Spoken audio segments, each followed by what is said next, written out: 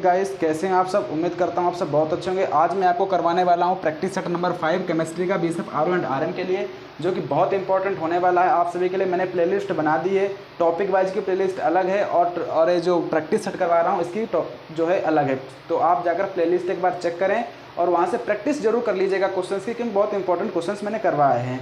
और अगर आपने अभी तक चैनल सब्सक्राइब नहीं किया तो चैनल को सब्सक्राइब करके मेरा सपोर्ट करें। उस वीडियो को शेयर जरूर कर दें ताकि और भी लोग मेरा सपोर्ट कर पाएँ और उन लोगों तक वीडियो पहुंच जाए और उनका भी कुछ भला हो जाए। तो ये मेरी आपसे गुजारिश है, वीडियो को शेयर और चैनल को सब्सक्राइब जरूर कीजिएगा। मैं आप लोगों के लिए इतना एफोर्ट कर रहा हूँ तो आप इतना मेरा सपोर्ट कर ही सकते हैं। तो चलते हैं फिर क्वेश्चंस को स्टार्ट करते हैं।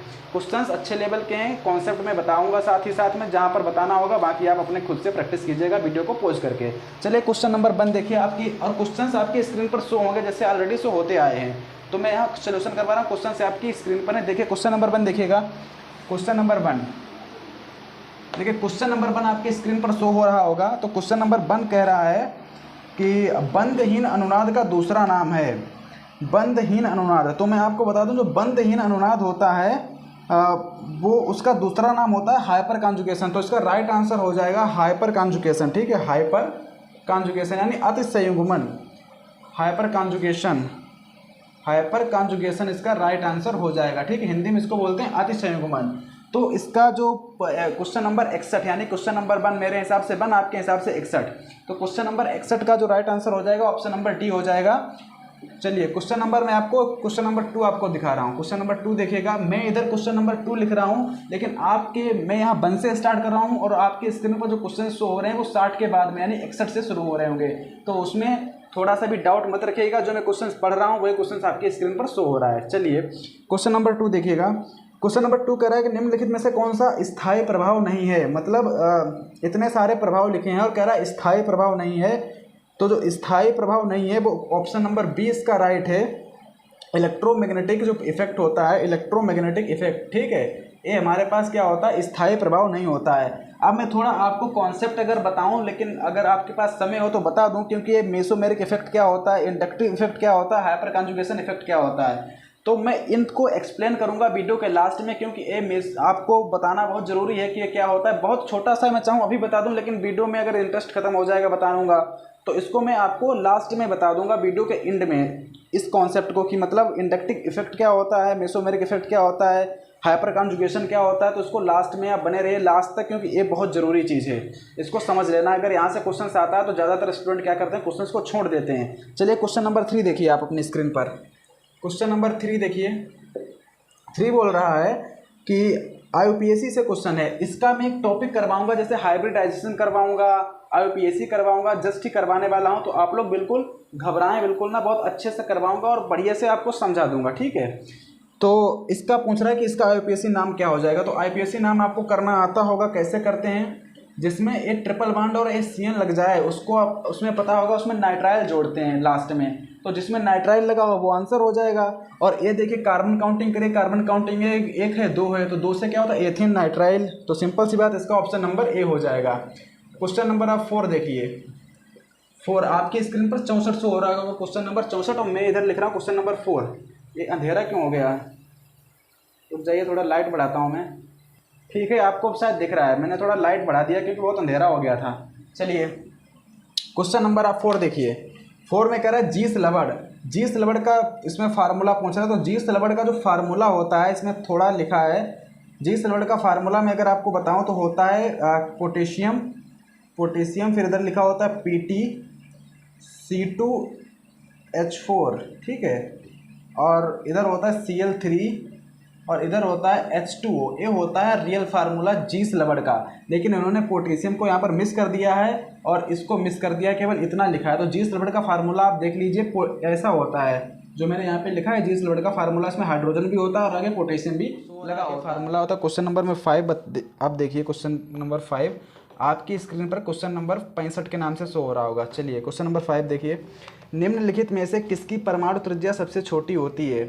तो इसके लिए मैंने कॉन्सेप्ट बताया था कि मेंडलीव की जो आवर्त सारणी है वहाँ से बहुत सारे क्वेश्चंस आते हैं और वही क्वेश्चन है कि परमाणु त्रिज्या किसकी छोटी होती है।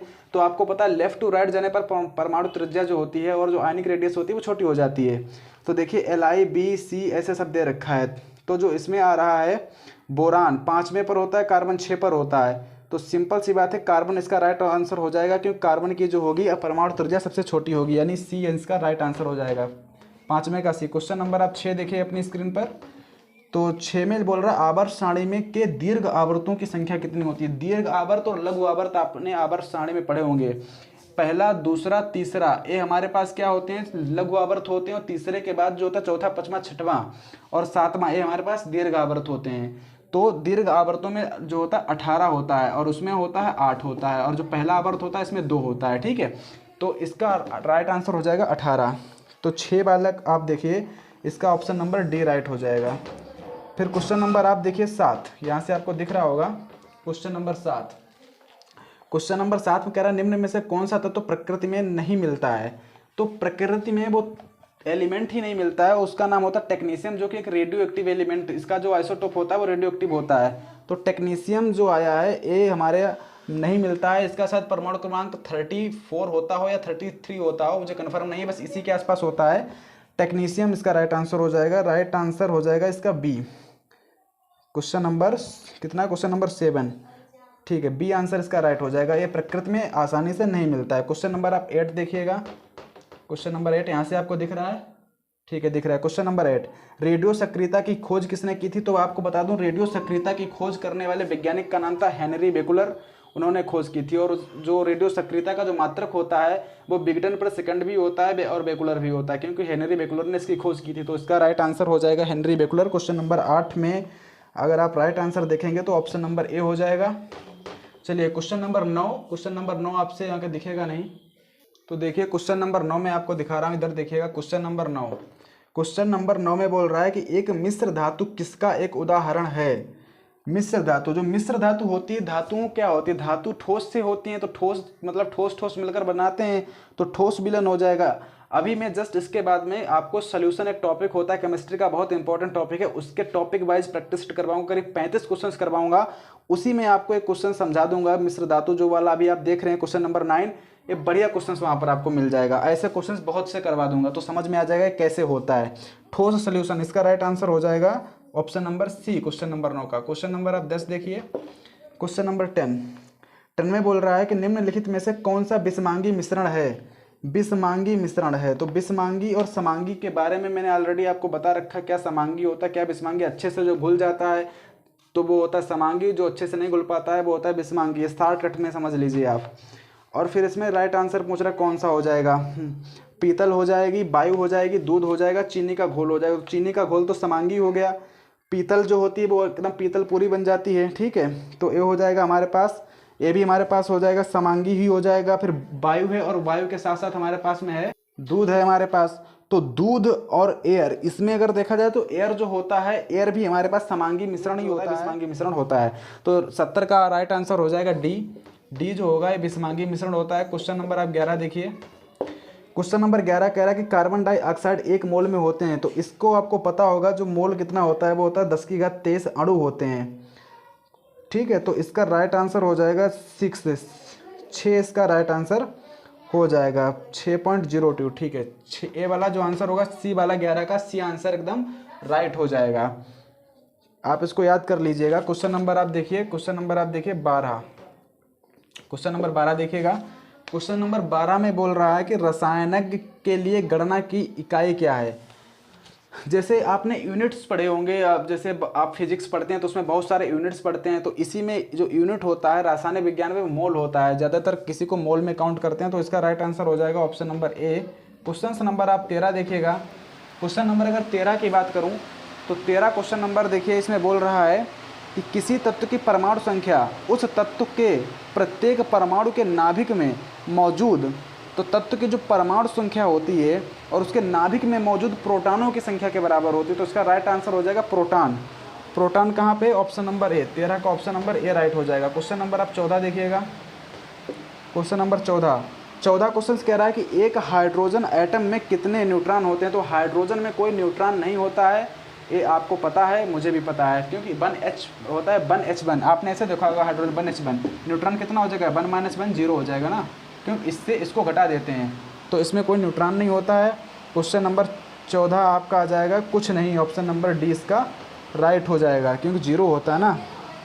देखिए क्वेश्चन नंबर आप 15 देखिएगा।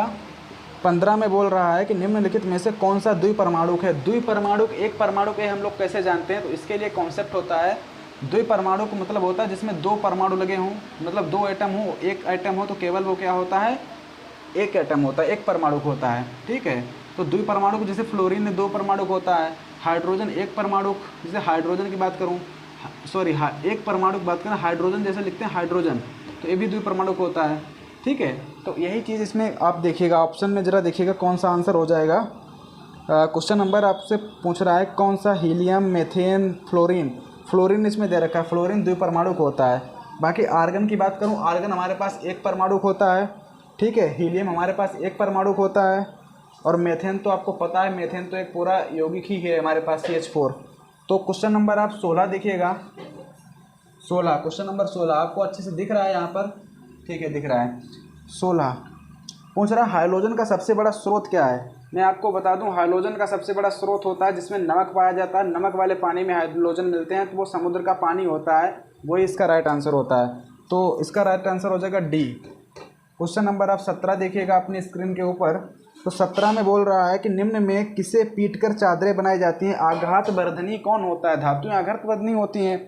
तो इसमें देखिए ऑक्सीजन गैस है, सल्फर जो नाइट्रोजन, तो लोहा ही तो होता है आघात वर्धनी। 17 का आंसर डी हो जाएगा। ठीक है, 17 का आंसर डी हो गया। क्वेश्चन नंबर यहाँ से आपको दिख रहा है। ठीक है, क्वेश्चन नंबर 18 देखिएगा। क्वेश्चन नंबर 18 में कह रहा है कि धातु ऑक्साइड बनाने के लिए भाप के साथ अभिक्रिया कराई जाती है। धातु ऑक्साइड बनाने के लिए भाप के साथ अभिक्रिया कराएंगे, किसकी भाप लेंगे, जो भाप लेते हैं वो लोहे की भाप होती है। तो इसका भी राइट आंसर हो जाएगा डी, आंसर इसका राइट हो जाएगा। 78 का भी डी आंसर हो जाएगा।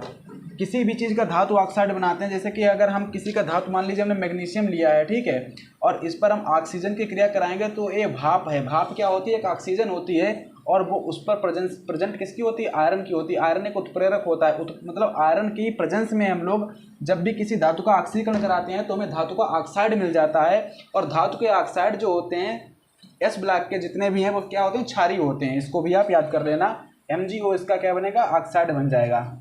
चलिए, और ये क्षारीय प्रकृति के होते हैं MgO। क्वेश्चन नंबर आप 19 देखिएगा, मैं यहाँ पे दिखा रहा हूँ क्वेश्चन नंबर आप 19, जो कि आपके स्क्रीन के ऊपर शो हो रहा होगा 69 करके, सॉरी 79 करके। कह रहा है क्विक सिल्वर किसे कहते हैं। क्विक सिल्वर का मतलब होता है मरकरी। ठीक है, मरकरी Hg, जिसका परमाणु क्रमांक होता है 80, ये होता है क्विक सिल्वर। तो ये राइट आंसर इसका हो जाएगा अब ऑप्शन नंबर बी। चलिए, क्वेश्चन नंबर देखिए 20, ये आपके लास्ट क्वेश्चन से। और अगर अभी तक आपने वीडियो को लाइक नहीं किया है तो वीडियो को लाइक करें, साथ ही साथ चैनल को सब्सक्राइब करके वीडियो को शेयर जरूर कर दीजिएगा। मैं अपनी तरफ से कह रहा हूं, क्योंकि अगर आप शेयर करेंगे तो और लोगों तक पहुंचेगा, और लोग भी मेरा सपोर्ट करेंगे। इसी तरीके से आप मेरा सपोर्ट कर सकते हैं, और आप भी चैनल को सब्सक्राइब करिएगा अगर अभी तक आपने नहीं किया है। तो चलिए, क्वेश्चन नंबर में लास्ट क्वेश्चन बता रहा हूँ कि थर्मोमीटर में उपयोग किया जाने वाली तरल धातु। थर्मोमीटर में कौन सी धातु है जो तरल होती है। एक ही धातु है जो तरल अवस्था में पाई जाती है, लिक्विड फॉर्म में पाई जाती है, वो Hg होती है, जो कि पारा होता है। और ऐसी एक अधातु भी है जो तरल अवस्था लिक्विड फॉर्म में पाई जाती है, वो ब्रोमीन होती है। तो आप याद कर लेना, मैंने आपके पूरे प्रैक्टिस सेट करवा दिया, 20 क्वेश्चन आपके कंप्लीट करा दिए हैं। कंप्लीट होते हैं पूरे 20 क्वेश्चन। और अब मैं आपको कुछ कॉन्सेप्ट बता देता हूँ, जैसे मेसोमेरिक इफेक्ट के बारे में, उस इफेक्ट के बारे में आपको ज़रूर बताऊंगा। जो क्वेश्चन नंबर हमारा 1 था वो आप देख लीजिएगा। मैं यहाँ पर थोड़ा मिटा देता हूँ ताकि आपको अच्छे से समझा पाऊँ। तो आप लोग जो है प्रैक्टिस करते रहिए, मैं तो आपसे यही कहूँगा, क्योंकि मैं आप लोगों के लिए बहुत अच्छे अच्छे क्वेश्चंस ला रहा हूँ, आप लोगों को बता रहा हूँ ताकि आप लोग अच्छे से कर पाएँ। चलिए, बंधहीन अनुनाद का क्वेश्चन था, क्वेश्चन नंबर 1। तो इसी में आया था कि हमारा मेसोमेरिक इफेक्ट क्या होता है। ओके, इंडक्टिव इफेक्ट, ज़रा इसको समझने की कोशिश करिएगा। इंडक्टिव इफेक्ट शार्ट, इसका एक टॉपिक कराऊंगा मैं, ये पूरा समावेवता करवाऊंगा ना, तो उसमें ये सब पढ़ा दूंगा। तो जो इंडक्टिव इफेक्ट एक्चुअली में होता है, मैं आपको बताऊं। ये पहली बात, जैसे कि हमारे पास 2 एटम हैं, ठीक है, 2 एटम हैं, और उनकी जो विद्युत ऋणात्मकता होती है, इलेक्ट्रोनेगेटिविटी, वो अलग अलग है, और उनके बीच एक बॉन्ड फॉर्म होता है। उनके बीच मान लीजिए 2 एटम, मैं एग्जांपल के तौर पर कुछ भी 2 एटम ले लेता हूँ। चलिए, मैंने एक तरफ ले लिया है आयरन ले लिया है, ठीक है, और एक तरफ मैंने ले लिया है नाइट्रोजन ले लिया है, ठीक है। ये 2 एटम है और इनके बीच एक बॉन्ड फॉर्मेशन हुआ है। ये मैं रेंडमली ले रहा हूँ, मैं मतलब ऐसे ही तुम आपको समझाने की कोशिश कर रहा हूँ। इनके बीच एक बॉन्ड फॉर्मेशन हुआ है, ये बॉन्ड है कोवेलेंट बॉन्ड, ठीक है, एक कोवेलेंट बॉन्ड है। और इसमें जब, और आपको पता है जब कोवेलेंट बॉन्ड बनता है तो इलेक्ट्रॉनों को साझा होता है, वो भी समान संख्या में इलेक्ट्रॉनों को साझा होता है। लेकिन जो हमारा प्रेरणिक प्रभाव होता है इसमें क्या होता है कि अगर दो एटम है जिनकी विद्युत ऋणात्मकता या बोल दीजिए इलेक्ट्रोनेगेटिविटी जिनकी भिन्न भिन्न है, और उनके बीच क्या होता है कोवेलेंट बॉन्ड फॉर्म हो रहा है, मतलब कोवेलेंट बॉन्ड बन रहा है। और जब कोवेलेंट बॉन्ड बनेगा तो जो इलेक्ट्रॉन का जो साझा है वो भी असमान रूप से हो रहा है, तो जो इलेक्ट्रॉन घनत्व होगा वो जिसकी, मतलब जो इलेक्ट्रॉन घनत्व होगा, ठीक है, मैं बोल देता हूँ इलेक्ट्रॉन घनत्व, इलेक्ट्रॉन डेंसिटी, इलेक्ट्रॉन घनत्व, चलिए घनत्व लिख दीजिए, इलेक्ट्रॉन घनत्व होगा वो जिसकी ज़्यादा विद्युत ऋणात्मकता होगी उसकी ओर शिफ्ट हो जाएगा। मान लीजिए किसी की विद्युत ऋणात्मकता ज़्यादा है, मान लीजिए थोड़ी देर के मैंने रेंडमली इसकी मान ली, अगर इसकी विद्युत ऋणात्मकता ज़्यादा है तो इसकी ओर शिफ्ट हो जाएगा, ठीक है। और जब इधर की शिफ्ट हो जाएगा तो जो बॉन्ड है हमारे पास कोवेलेंट बॉन्ड, ये क्या हो जाएगा, ध्रुवीय हो जाएगा, ध्रुवीय होगी अध्रुवीय होगी। इसका मैं एक टॉपिक करवाऊंगा समावेशिता, वहाँ पर अच्छे से करवा दूंगा, ये मैंने रेंडमली समझाने के लिए आपको करवा दिया है। आई होप अगर आपके समझ में नहीं आया तो आपको वीडियो को रिवर्स करके देखिएगा, आपके समझ में आ जाएगा। चलिए दूसरा प्रभाव आप देखिए, मेसोमेरिक इफेक्ट। मेसोमेरिक इफेक्ट क्या होता है ये भी आपको बता देता हूँ। Mesomeric effect, mesomeric effect, mesomeric effect क्या होता है, और उसके बाद मैं आपको बताऊंगा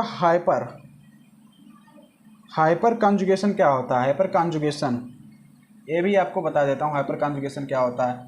हाइपर कॉन्जुगेशन का सिंपल सा मतलब है जब हाइड्रोजन और कार्बन आपस में संयुग्मन करते हैं, यानी कि हाइड्रोजन और कार्बन आपस में क्या करते हैं संयुग्मन, मतलब कॉन्जुगेशन करते हैं, कॉन्जुगेट हो जाते हैं, तो उसी क्रिया को हम लोग हाइपर कॉन्जुगेशन बोलते हैं। हाइड्रोजन कार्बन मिल जाएगा ना तो हाइपर कॉन्जुगेशन हो जाएगा, तो ये आपका ये हो गया।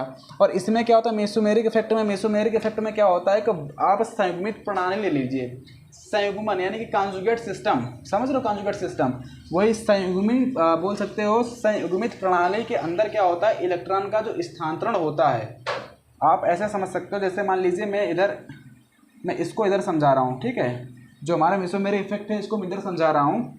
मान लीजिए बेंजीन की रिंग है, ठीक है, बेंजीन की ये रिंग है, इसको मैं बस आपको थोड़ा शॉर्ट फॉर्म में समझा रहा हूँ। अच्छे से जब भी आपकी समझ में आएगा जब मैं इसका टॉपिक करवाऊंगा, समावेशिता करवाऊंगा, अच्छे से समझा दूंगा, वहाँ पर सब क्या होता है बढ़िया लेवल से समझा दूंगा। तो मैं आपको रैंडमली समझा रहा हूँ ताकि एक पेपर में आया था, बाई चांस आपको थोड़ा कभी पूछ दिया जाए तो आपको पता फिर भी होना चाहिए, ठीक है। इधर फोकस करिए आप, और एक इधर है बेंजीन की रिंग।